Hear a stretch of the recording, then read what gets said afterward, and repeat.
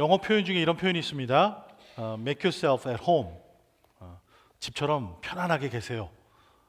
이런 얘기였습니다. 집이란 단어는 참 좋은 단어죠. 집처럼 편안하게 계세요. 이 말 들으면 전 참 좋습니다. 집이라는 곳이 그렇잖아요. 특별히 먼 길을 여행하고 힘들고 긴 하루를 보내고 나서 집에 오면 남의 눈은 보지 않고 발을 좀 높게 하고 소파에 푹 기대어 앉아 있으면 참 편안해지죠. 집이 그렇게 편안하면 참 좋습니다. 쉼을 얻으니까요. 하루 종일 긴장하고 있었던 근육들이 풀어지는 순간입니다. 더 이상 남의 눈치 보지 않고 남을 신경 쓰지 않고 편안해질 수 있는 공간이 집입니다. 집처럼 편안히 계세요.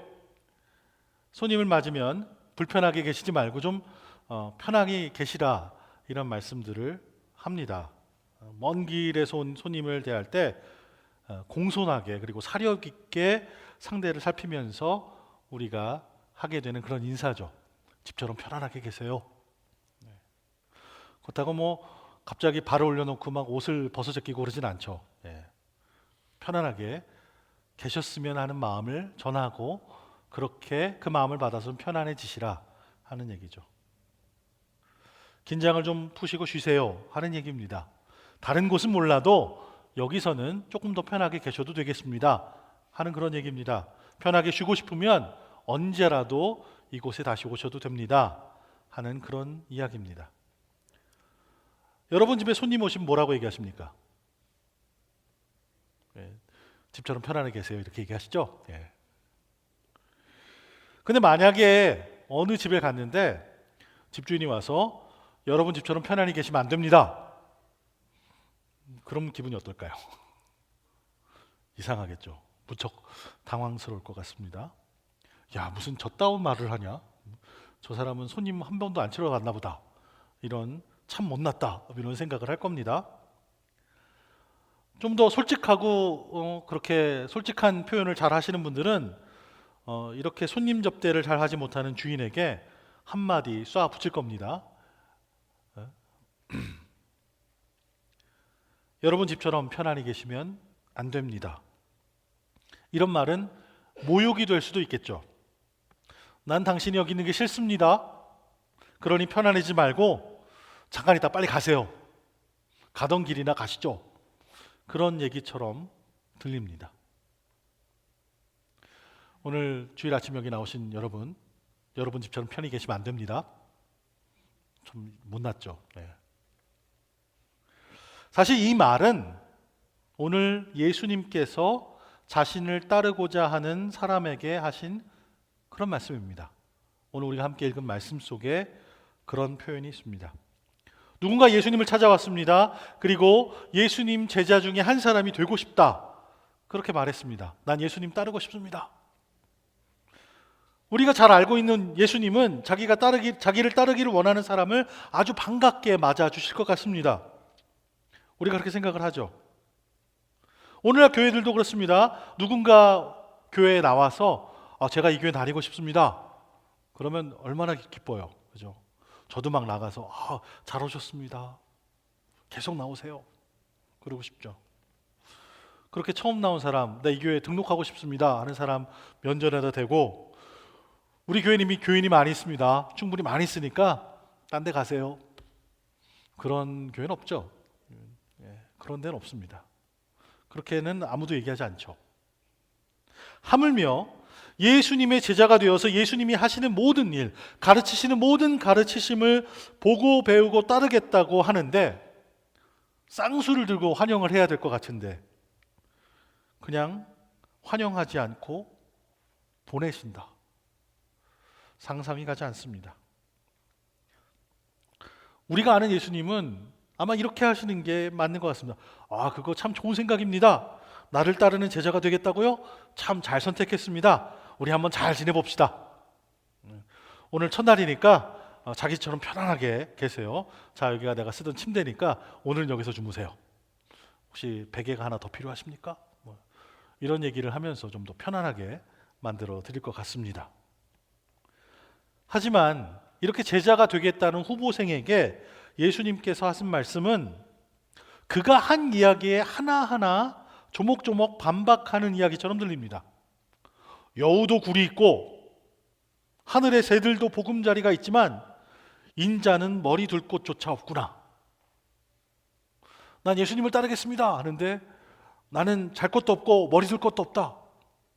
제자가 되겠다고 찾아온 사람을 격려하지는 못할 망정 예수님은 그를 실망하게, 좌절하게 만드십니다. 그러시더니 이번에는 어떤 사람에게 제자가 되라고 또 물으십니다. 우리가 겉으로 보기에는 예수님께서는 제자가 되겠다고 찾아온 자원자들을 제자로서 살아가는 환경이 얼마나 열악한지 구체적으로 설명하면서 굳이 돌려보내시는 것처럼 보입니다. 또 긍정적으로 대답하는 사람들이 몇 명 있었습니다. 그중 하나가 이렇게 얘기합니다. 주여, 제가 먼저 가서 아버지의 장례를 치르게 해 주십시오. 그래서 예수님께서 말씀하십니다. 죽은 사람들에게 죽은 자를 묻게 하고 너는 가서 하나님 나라를 전파하여라. 또 다른 사람이 이야기합니다. 주여, 저는 주를 따르겠습니다. 하지만 제가 먼저 가서 가족들에게 작별 인사를 하게 해 주세요.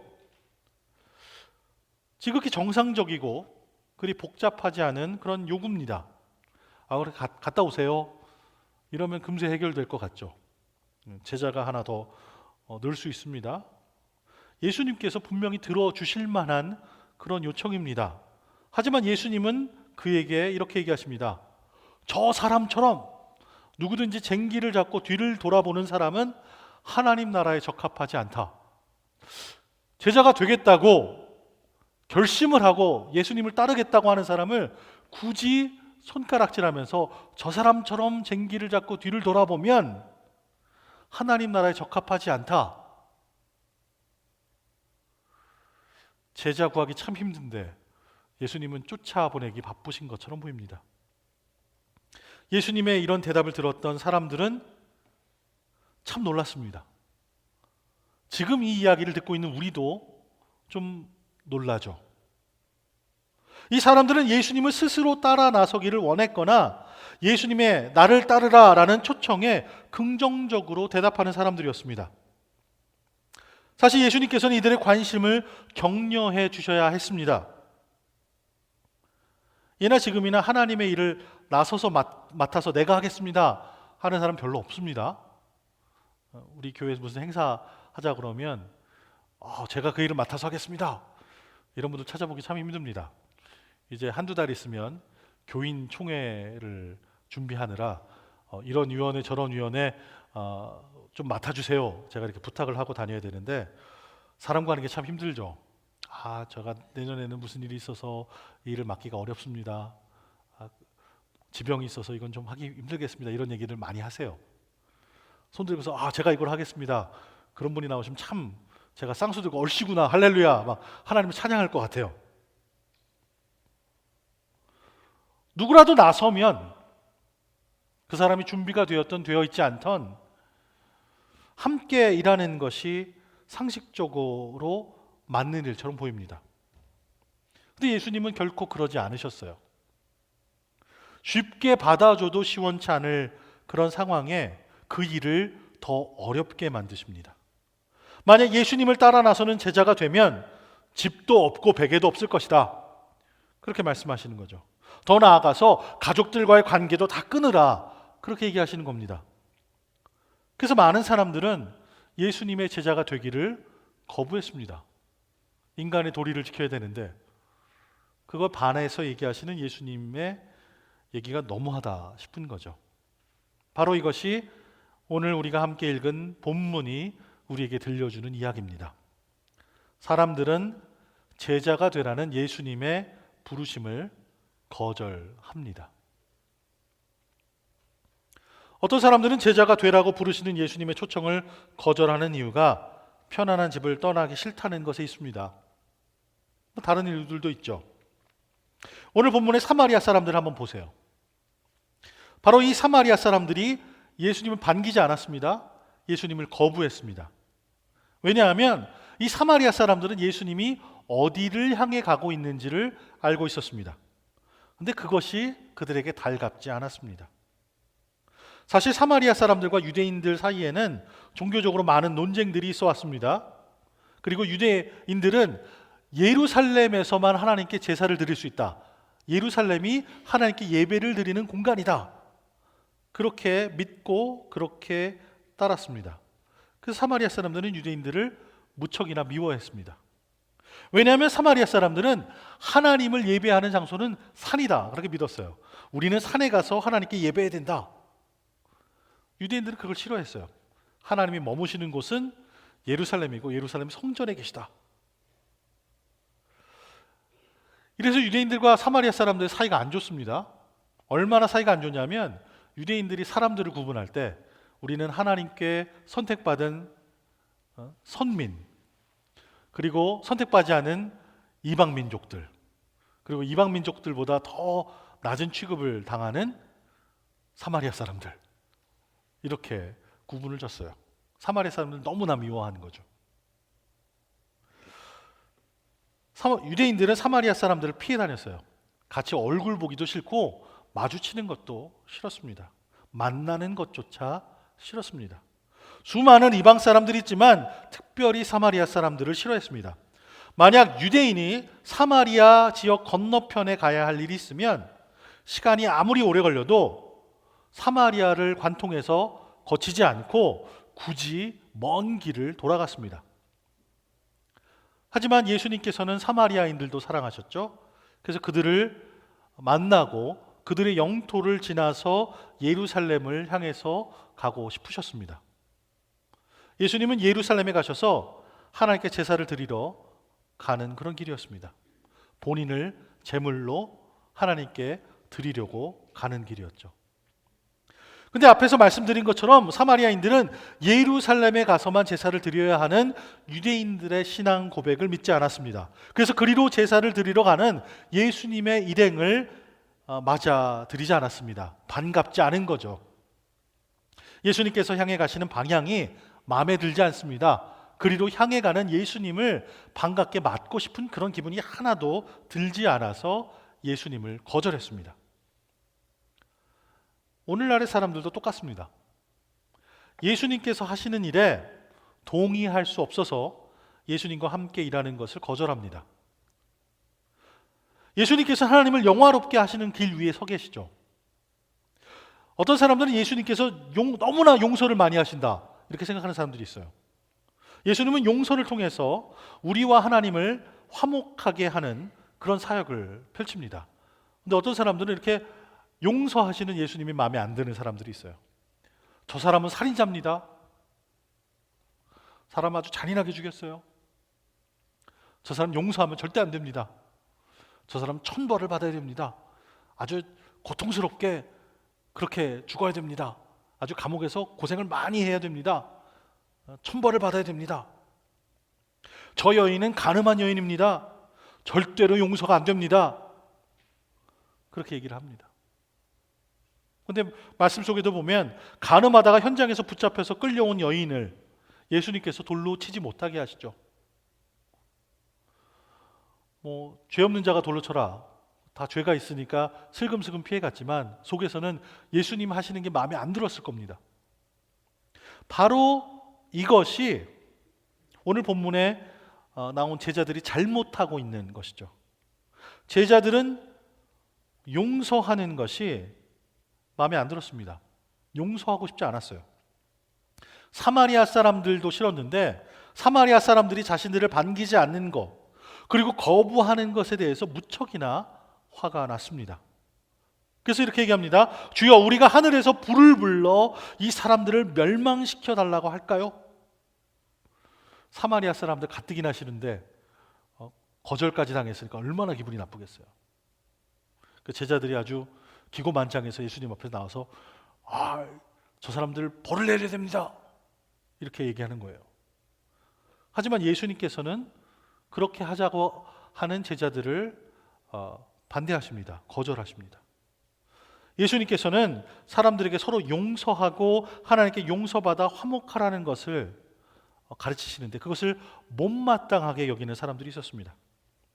그들은 못된 사람에게 용서를 내리기보다는 하늘에서 천둥 번개와 불이 내려서 그들이 벌받기를 아주 간절히 원하고 있었습니다.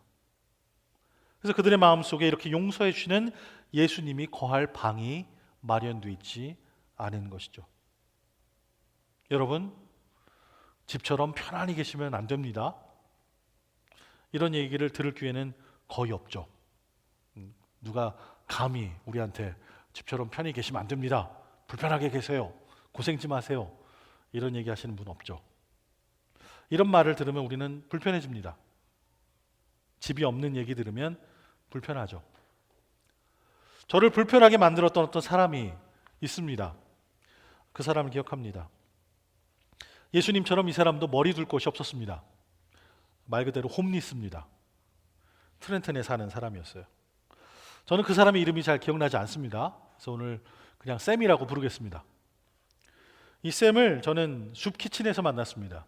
트렌턴에 가면 아주 큰 숲키친이 있어요. 매일매일 밥 못 먹는 사람에게 밥을 주는 그런 데가 있습니다. 트렌턴 에어리아 숲키친이라고 불러서 테스크 이렇게 부르는 데가 있습니다. 제가 전에 섬기던 교회는 여기를 매주 화요일마다 가서 음식 퍼주는 일들을 했습니다. 거기 가면 꼭 거기 와서 밥을 먹는 사람들이 있어요. 아주 거기에는 무슨 일이 있어도 꼭 와서 밥을 먹는 사람들이 있습니다. 밤이 되면 교회에서 제공해주는 숙소나 또 오늘처럼 이렇게 날씨가 좋은 날이면 그냥 바깥에서 밤을 지내는 그런 사람들이 있습니다. 그리고 매일 점심시간이 되기 전에 숲키친에 와서 꼭 밥을 먹는 사람이 있었습니다. 샘도 그런 사람이었죠. 희한합니다. 방금 전에 밥을 타서 먹은 것 같은데 그것도 제가 신경 써서 많이 줬는데 조금 있으면 또 줄을 섭니다. 또 그만큼 먹습니다. 야, 사람의 위가 저걸 다 먹을 수 있을까 싶을 정도로 2번, 3번 막 어마어마하게 먹습니다. 전 처음에 어디 이렇게 숨겨서 가져가는 줄 알았어요. 배에다 잘 숨겨서 가져가더라고요. 내일이 없는 것처럼 그렇게 먹습니다. 처음에는 그런 사람들의 삶을 잘 몰랐으니까 저 사람들은 희한하다 이랬는데 알고 보니까 그게 유일한 밥입니다. 내일 어떻게 될지 모르니까 오늘 무슨 일을 당할지 모르니까 밥을 먹을 수 있을 때 내일이 없는 것처럼 오늘 다 먹어두는 거죠. 예. 그냥 두면 막 일주일치 식량을 다 배에다 감춰두고 나갈 것 같아요. 잔뜩 먹고 또 줄을 서는 그를 보면서 안타까운 그런 연민의 감정을 느꼈습니다. 제가 샘을 특별하게 기억하는 것은 어떤 면에서 저와 닮았기 때문입니다. 일단 그는 저와 나이가 같았습니다. 그리고 희한하게 생일도 같아요. 저처럼 영화, 음악, 예술, 과학 이런 것들 참 좋아합니다. 관심사가 비슷하다는 것, 나이가 같다는 것, 생일이 같다는 것 때문에 그에게 특별하게 관심을 더 가졌습니다. 근데 하루는 그날 자원봉사하는 분과 싸움이 붙었어요. 논쟁이 붙었어요. 사실 별것도 아닌 이야기인데 거기 분위기가 싸해질 정도로 이렇게 아주 목소리를 무섭게 내가면서 논쟁을 하고 있었습니다. 자원봉사자가 안정시키려고 해도 자신이 맞다고 아주 목에다 핏대를 세워가면서 주장을 하더라고요. 결국 그날 점심은 도시락에 잘 싸서 비닐봉지에다 이렇게 싸서 밖으로 내보내줬습니다. 거기 있으면 싸움이 날 것 같아서. 근데 싸웠던 내용이 뭐냐면 겨울이 되면 지구와 태양 간의 거리가 더 가까워진다. 이 얘기를 해갖고 싸운 거예요.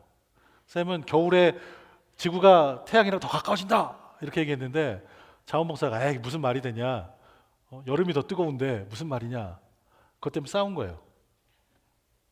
근데 사실 쌤이 맞습니다. 우리 지구가 이렇게 살짝 기울어졌죠. 겨울에는 지구와 태양 간의 거리가 가까워지지만 우리가 북반구에 살기 때문에 가까워지는 쪽에 있는 게 아니라 먼 쪽에 있어서 겨울에 춥습니다. 근데 사실 지구랑 태양과는 겨울에 더 가깝습니다. 과학적 지식입니다. 그런 과학적 지식과 정보들을 아주 자세하게 알고 있는 정말로 똑똑한 친구였습니다. 나중에 같이 앉아서 이야기 나눌 기회가 있어서 이 사람과 대화를 나누면 나눌수록 엄청난 독서량과 지식을 가지고 있다는 것에 제가 놀랐습니다. 어느 학교를 다니는지 모르겠는데요. 저하고 책을 엄청나게 많이 읽었어요. 그리고 얘기하는 걸 보면 모르는데 대충 둘러대는 얘기가 아니라 정말로 제대로 알고서 하는 얘기가 많습니다. 자신이 무슨 얘기를 하는지 정확하게 알고 있는 사람이죠. 입을 열어서 말하면 절대로 틀린 말은 얘기 안 합니다. 차라리 모르면 입을 다물고 있습니다. 근데 입을 열면 맞는 얘기를 해요. 결코 거짓말을 하지 않죠. 단 한 번도. 늘 맞고 정확하고 바른 사람입니다. 그런데 사는 건 참 어렵습니다. 참 희한하죠? 우주가 어떻게 돌아가는지 그 원리와 정보를 잘 알고 있지만 정작 머리 둘 곳 하나 없고 밥 먹을 곳이 없습니다. 어떻게 보면 세상에 수많은 사람들이 쌤과 같습니다. 사람들은 정말 많이 알고 있습니다. 특별히 요즘을 살아가는 사람들은 참 잘 알고 많이 알고 있습니다. 다 똑똑합니다. 지식과 경험이 어마어마합니다. 온 우주를 손에 쥐고 쥐락펴락하는 그런 지식을 가지고 있죠.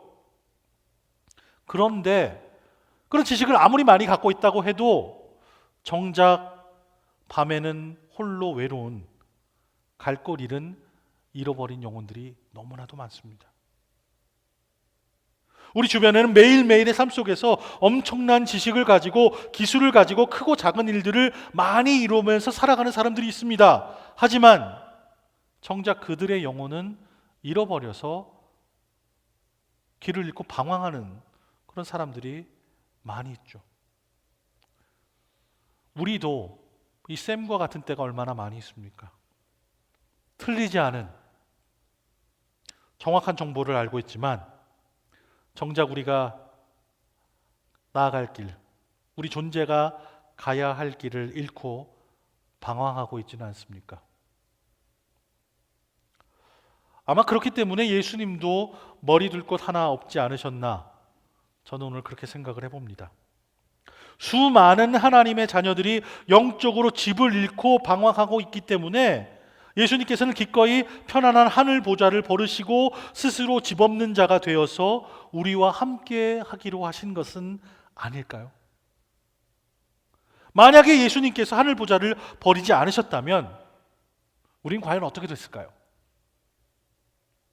머리 둘 곳 하나 없는 그 상황을 기꺼이 선택하지 않으셨다면 과연 지금 우리는 어디로 가고 있는 것일까요? 우리는 기술이 많이 발달해서 손에 있는 전화기로 별의별 정보들을 다 찾고 있죠. 여기 앉아 계신 분 중에 겨울에 정말 지구가 태양이랑 가까워지는가 찾아보는 분이 계실지도 모르겠습니다. 맞는 얘기입니다, 그건. 세상의 모든 정보를 습득하면서 잘 알고는 있지만 정작 영적으로는 길을 잃고 헤매는 그런 신세이지는 않을까요? 온갖 것들의 정확한 정보는 알지만 어두운 밤이 되면 갈 길을 모르는 샘처럼 말입니다. 여러분, 집처럼 편안히 계시면 안 됩니다. 그래서 이 말은 무례한 말이 아니라 사실 제자의 삶으로 우리를 초청하시는 예수님의 초청의 말씀입니다. 예수님께서 말씀하시기를 인자는 머리 둘 곳도 없다 하셨습니다. 그리고 우리를 향해 같은 길을 선택하라고 하십니다. 그렇다고 제가 여러분께 여러분 집 다 파세요, 가게들 다 파세요, 예수님처럼 하늘을 이불 삼아 들판을 침대 삼아 우리 그렇게 살아갑시다, 다 정리하셔서 선교 헌금하세요, 건축 헌금하세요, 이런 얘기 아닙니다. 제가 말씀드리는 것은 영적으로 어디에 안주하지 마시고 계속해서 주님을 따라 나아가자는 겁니다. 결코 쉬지 않고 스스로 편해지지 말자는 겁니다. 제자로 살아가는 일은 결코 쉬운 일이 아닙니다. 디트리 바나하퍼라는 독일의 목사님이 계십니다. 그분은 자신의 책 제자도의 대가라는 책에서 아주 유명한 말씀을 남기십니다. 또 코스트 오브 디사이플십이라는 책은 정말 읽을 만한 책이에요. 예수 그리스도를 따라 사는 길은 결코 쉽지 않다라고 믿는 사람들에게 경고를 합니다. 그 책에서 값싼 은혜라는 말이 나옵니다. 이 값싼 은혜는 뭐냐면 자기가 자기 자신에게 스스로 주는 은혜예요. 제자의 삶으로 대가를 지불하지 않고 그냥 거저받는 은혜예요. 이러한 은혜는 삶과는 관계가 없이 그냥 지적인 동의로 그냥 그렇구나 하는 걸로 은혜를 받게 되는 것이다, 이렇게 얘기합니다. 교리를 알고 원리를 알고 체계를 아는 것만으로 은혜를 받았다라고 믿는 것이 값싼 은혜인 거죠. 회개를 말하지 않고 용서만 말하는 것이 바로 이겁니다. 교회에서 헌신하는 것 요구하지 않은 채 세례만 베풀고 교인이 되게 하는 것이 바로 이겁니다. 가슴 치는 회개 고백이 없이 성만찬을 나누고 주님과 함께 한다고 기뻐하는 것이 이겁니다. 더 심각한 것은 이런 값싼 은혜는 죄인을 사하여 주는 것이 아닌데도 죄를 사하여 주는 역할을 한다고 믿는 것입니다. 복음의 은혜를, 하나님의 그 값비싼 은혜를 연약한 인간이 짓는 모든 죄에 대한 값싼 눈가림으로 그냥 살짝 덮어두는 것으로 전락시켜 버리는 것이죠. 사실 그것을 위해서 예수님께서 피를 흘리고 고통당하고 죽으시고 부활하셨는데 그것들은 싹 빼놓는 거죠. 이런 값싼 은혜는 십자가가 없는 은혜고 살아계셔서 우리와 함께 하시는 성육신하신 예수 그리스도가 없는 은혜입니다. 예수님도 오늘 본문 말씀을 통해서 분명하게 말씀하십니다. 예수 그리스도를 따르는 삶은 결코 싸구려도 아니고 결코 쉽지도 않다 얘기하시는 겁니다. 계속해서 변화되어야 하는 삶입니다. 주님을 따르기 위해서 가족과 친구와의 관계보다도 예수님과의 관계를 더 중요하게 여겨야만 합니다. 우선순위를 정확하게 하는 거죠. 그리고 때때로 우리가 하나님의 뜻을 따르기 때문에 우리가 거부를 당하게 될 것입니다. 같이 앉아서 식사도 못하게 될 거예요. 불편하게 여기고 사람들이 떠나가게 될 거예요. 우리가 잠깐 자리를 비운 사이에 우리 뒤통수에다 대고 안 좋은 이야기를 할 수도 있습니다. 하지만 그런 사람들을 여전히 사랑하고 품어줘야 하는 것이 바로 주님을 따른다는 것의 의미입니다. 우리랑 밥같이 안 먹으려는 사람, 우리에게 대고 뒤에서 뭐라고 하는 사람, 해코지하는 사람, 욕하는 사람도 끝까지 사랑하고 안아주는 것, 어렵죠. 결코 쉽지 않습니다. 그런데요, 그 열매는 귀합니다. 예수님의 제자들은 이 인생 여정에서 집처럼 편안하게 쉴 수 없습니다. 하나님의 아들께서는 세상에 집을 두지 않는 영적 홈리스가 되라고 우리를 부르십니다. 하지만 그 길은 외롭지 않습니다. 왜냐하면 예수 그리스도께서 우리와 함께 홈리스가 되어 주시기 때문입니다. 우리가 가장 소중하게 여기는 신념을 만약에 누군가가 싸구려로 취급하고 잘못된 것이라고 부정했을 때 우리는 마음 깊숙한 곳에서부터 올라오는 깊은 분노를 느낍니다. 정말 하늘에서 불이 좀 내려오고 저 사람 좀 버려줬으면 하는 그런 것들이 있죠. 우리는 우리 생각이 옳다, 맞다 이렇게 주장하고 싶은 필요성을 느낍니다. 내 목에 칼이 들어와도 지금 내가 맞는 건 좀 맞다고 얘기하고 싶어. 우리 인간의 본성이 그렇습니다. 더 나아가서 우리는 옳다는 것을 좀 증명해 보이고 우리의 신념을 좀 설명하고 방어를 하고 싶어 합니다. 그리고 우리는 거기서 멈추지 않습니다. 우리 모두는 다른 사람을 공격하고 싶은 충동도 좀 느껴요. 상대방을 향해서 손가락질하면서 어디가 좀 틀렸고 어디가 잘못됐고 심지어 얼마나 겉과 속이 다른가를 보여줌으로써 그 사람을 좀 까발려주고 싶어 합니다. 만약 우리가 어떤 힘을 가지고 있다면 아마도 그들의 입을 좀 닫아버리기 위해서 그 힘을 쓰게 될지도 모르겠습니다. 심지어 우리는 불이 하늘에서 떨어져서 그들을 태워버리도록 기도할지도 모르겠습니다. 만약 우리에게 군사적인 힘이나 정치적인 권력을 갖고 있다면 그런 힘들을 가지고 그들에게 해를 끼치며 벌을 주기 위해서 사용하게 될 것입니다. 제자들이 그랬어요.